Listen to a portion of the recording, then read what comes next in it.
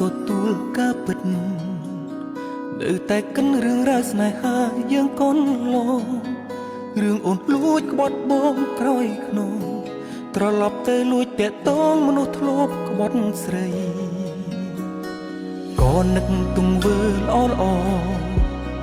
ដែលអូនសុំដែងឲ្យបងលងនឹងថ្លៃមិនខ្លាចបងរីងរៃព្រោះគេអ្វីៗក៏អូនហ៊ានធ្វើចង់ភ្លេចតែពីបាបភ្លេចចង់កិច្ចក៏កិច្ចមិនបានរូបភាពអូនទាំងប៉ុន្មានដិតដាមតាមស្អិនដូចស្រមោលអូនឲ្យបងខ្លាចស្នេហារស់នៅដូចជាមនុស្សដែលតែកោលែងហ៊ានប៉ះពាល់លេខខ្វល់រកអ្នកមកចិនកាយចង់ភ្លេចតែពីបាបភ្លេចចង់កិច្ចក៏កិច្ចមិនបានខួរក្បាលត្រូវអូនរំខានរកផ្លូវចេញមិនទាន់ឃើញឡើយបើបែបនេះបងមានតែបន្តទ្រាំឈឺចាប់នឹងអូនម្នាក់ឯងចូលត្រានត្រា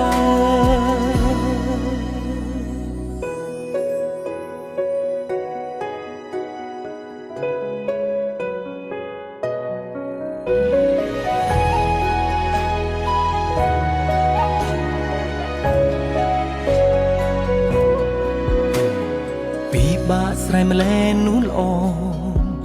ខ្សែដែលអូនចងក្រងបងជាប់នឹងបនឡាកាន់តែរើបងកាន់ឈឺផ្សាមិនដឹងត្រូវធ្វើយ៉ាងណាបន្តទៀតទេ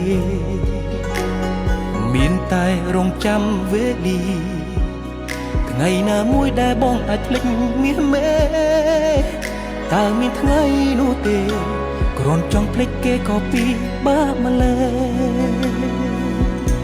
ចង់ភ្លេចតែពីបាក់ភ្លេចចង់កិច្ចក៏កិច្ចមិនបានរូបភាពអូនទាំងប៉ុន្មានដិតដាមតាមស្អិនដូចស្រមោលអូនឲ្យបងខ្លាចស្នេហារស់នៅដូចជាមនុស្សដែលតែតោលែងហ៊ានប៉ះពាល់លែងខ្វល់រកអ្នកមកចិនកាយចង់ភ្លេចតែពីបាក់ភ្លេចចង់កិច្ចក៏កិច្ចមិនបានខួរក្បាលត្រូវអូនរំខានរកផ្លូវចេញមិនទាន់ឃើញឡើយបើបែបនេះបងមានតែបន្តទ្រាំឈឺចាប់នឹងអូនម្នាក់ឯងចុះត្រានត្រា